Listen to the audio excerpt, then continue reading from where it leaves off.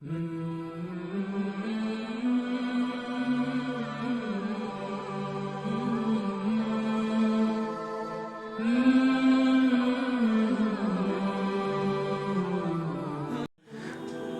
موسیٰ علیہ السلام اللہ تعالیٰ کے بہت بڑے پیغمبر گزرے، ان پر تورات نازل ہوئی، بنی اسرائیل کی ہدایت اور نجات کا کام آپ پر سپرد ہوا۔ موسیٰ علیہ السلام مدین کے قریب پہنچے تو دیکھا حوض کے پاس بہت سے لوگ موجود ہیں جو اپنے جانوروں کو لیے پانی پلا رہے ہیں، مگر دو لڑکیاں اپنے جانوروں کو لیے ایک طرف کھڑی ہیں۔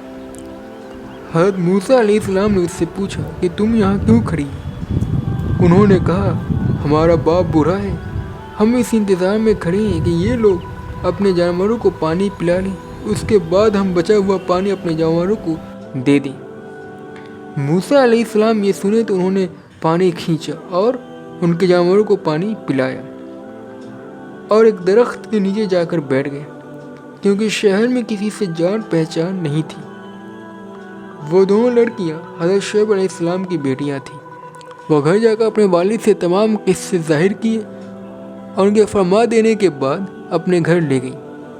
جب موسیٰ علیہ السلام نے اپنے مصیبت کا قصہ سنایا تو حضرت شعیب علیہ السلام نے فرمایا اب ڈرنے کی ضرورت نہیں ہے، اللہ تعالیٰ نے آپ کو ظالم قوم سے بچا لیا ہے۔ حضرت شعیب علیہ السلام نے ان سے کہا کہ تم 8 سال تک میرے پاس کام کرو اور 2 سال اور ٹھہر جاؤ، تمہیں اختیار ہے، مگر میں اس کا حق نہیں رکھوں گا۔ 8 سال گزرنے پر تمہیں اپنے پاس رہنے پر مجبور نہ کروں گا۔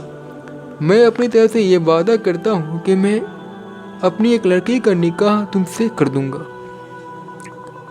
حضرت موسیٰ علیہ السلام نے کہا کہ مجھے منظور ہے، 8-10 سال اس میں سے جو مدت چاہو پوری کرو، مجھ پر زور زیادتی نہیں ہونی چاہیے، اور اللہ تعالیٰ ان باتوں پر گواہ ہے۔ اسی طرح وہ ہمیشہ برابر کام کرتے رہے، اور جب مدت پوری ہو گئی تو حضرت شعیب علیہ السلام نے اپنی ایک لڑکی کا نکاح ان سے کر دیا۔ جب نکاح ہو جانے کے بعد دونوں میاں بیوی وہاں سے روانہ ہو گئے، اور راستے میں ایک پہاڑی کی طرف انہوں نے آگ دیکھی۔ موسیٰ علیہ السلام نے اپنی بیوی سے کہا کہ تم یہاں ٹھہر جاؤ، میں آگ لے کر ابھی آتا ہوں، اور اگر کوئی شخص مل گیا تو راستہ بھی معلوم کر لوں گا۔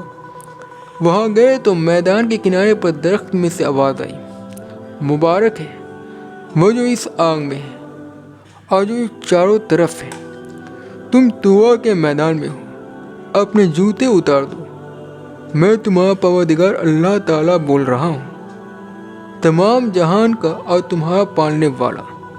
میں نے تمہیں پیغمبری کے لیے چن لیا ہے، جو کچھ کہتا ہوں اس کو سنو، میری عبادت کرو اور میری یاد کی خاطر نماز کی پابندی کرو، بے شک قیامت آنے والی ہے۔ موسیٰ تمہارے دائیں ہاتھ میں کیا ہے؟ انہوں نے کہا یہ میری لاٹھی ہے، اس پر سہارا لیتا ہوں، اپنی بکریوں کے لیے اس سے پتے جھاڑتا ہوں، اور اس کے سوا اس سے اور بھی کام لیتا ہوں۔ اللہ تعالیٰ نے حکم دیا کہ اس لاٹھی کو زمین پر ڈال دو۔ لاٹھی زمین پر ڈالی تو وہ سانپ کی طرح دکھائی دینے لگی، اس پر وہ ڈر گئے اور بھاگے۔ اللہ تعالیٰ نے ارشاد فرمایا کہ اس کو پکڑ لو اور ڈرو نہیں، ہم ابھی اس کو پہلی ہاتھ میں کر دیتے ہیں۔ وہ پکڑے تو لاٹھی ہو گئی۔ اللہ تعالیٰ نے پھر فرمایا اپنے ہاتھ اپنے گریبان میں ڈال۔ موسیٰ علیہ السلام نے ایسا ہی کیا۔ جب ہاتھ باہر نکلا تو آپ کا ہاتھ سورج کی طرح چمک رہا تھا۔ یہ 2 معجزے اللہ تعالیٰ نے موسیٰ علیہ السلام کو دیے۔ ان دونوں معجزے کے ساتھ اللہ تعالیٰ نے حضرت موسیٰ علیہ السلام کو فرعون کے پاس بھیجے اور فرمایا اس ملک میں فرعون نے فساد مچا رکھا ہے اور سرکشی پر قائم ہے۔ آپ نے فرمایا کہ مجھے ڈر ہے کہ وہ مجھے جھٹلائے گا، میں نے اس کے ایک آدمی کو مار دیا تھا، اب وہ مجھے مارنے کی کوشش کرے گا۔ میرا دل گھبراتا ہے، میری زبان کھولیے کہ لوگ میری زبان سمجھ لیں، اور میرے بھائی ہارون کو بھی میرے ساتھ کر دیجیے کہ مجھے تسلی ملے۔ حضرت موسیٰ علیہ السلام کی دعا قبول ہو گئی، اور دونوں بھائیوں نے مصر میں جا کر فرعون سے کہا کہ اللہ تعالیٰ نے ہمیں تیرے پاس بھیجا ہے کہ تو بنی اسرائیل کو نہ ستا اور انہیں ہمارے ساتھ روانہ کر دے۔ ہمارے پاس سے رب کی نشانیاں ہیں، اور یہ بھی یقین کر لو کہ سلامتی اس شخص کے لیے ہے جو سیدھے راستے پر ہو، اور جو شخص جھٹلائے گا اور سرکشی کرے گا اس پر اللہ کا عذاب آئے گا۔ فرعون کے پاس اللہ کا پیغام پہنچا دیا گیا، مگر اپنی حکومت، فوج اور خزانے پر گھمنڈ تھا، اس لیے وہ برابر ان سے بحث کرتا رہا، اور جب ہر بات کا اس کو ٹھیک ٹھیک جواب ملتا رہا تو اس نے موسیٰ علیہ السلام سے کہا، تم جب بچے تھے تب ہمارے گھر میں آئے، ہم نے تمہیں اچھی طرح پرورش کی۔ تو انہوں نے کہا، رہا احسان جتلانا پرورش کا، سودا یہ نعمت ہے جس کا تو مجھ پر احسان رکھتا ہے کہ تو بنی اسرائیل کو سخت ذلت میں ڈال رکھا تھا، اور جب تم نے میرے قتل کا ارادہ کیا تو میں مدین چلا گیا، پھر اللہ نے مجھے دانائی بخشی اور رسول بنا کر تیری طرف بھیجا۔ فرعون نے کہا، اور تم نے وہ حرکت یعنی کپتی کو قتل کیا تھا؟ حضرت موسیٰ علیہ السلام نے جواب دیا کہ واقعی میں اس وقت وہ حرکت کر بیٹھا تھا اور مجھ سے غلطی ہو گئی تھی۔ فرعون اس بات کو سن کر لاجواب ہو گیا، اب بار بار کر پوچھنے لگا کہ تمہارا رب کون ہے؟ آپ نے فرمایا، جس نے آسمان اور زمین کو پیدا کیا، جو نہ صرف تمہارا بلکہ تمہارے باپ دادا کو پالنے والا ہے۔ فرعون نے درباریوں سے کہا کہ یہ تو کوئی دیوانہ ہے جو بہکی بہکی باتیں کر رہا ہے۔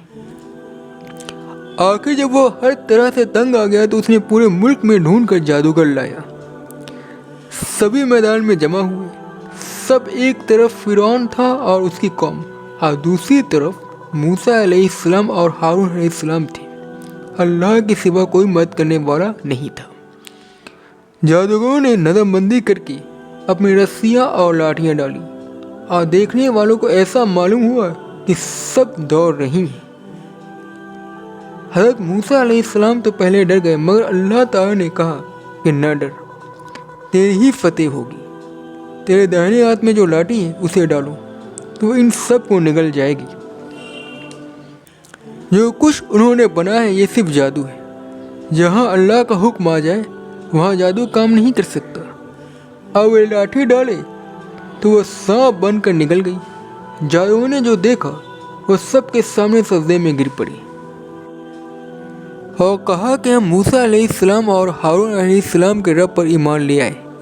فرعون نے غصے میں آ کر کہا، تم نے اس کو مان لیا ہے؟ ابھی میں نے تمہیں حکم نہیں دیا تھا؟ تم سب مل کر شرارت کی ہے، تم سب کے ہاتھ اور پیر کاٹ ڈالوں گا اور سب کو سولی پر چڑھاؤں گا۔ مگر ان جادوگروں کو اس دھمکی کا کچھ اثر نہیں ہوا۔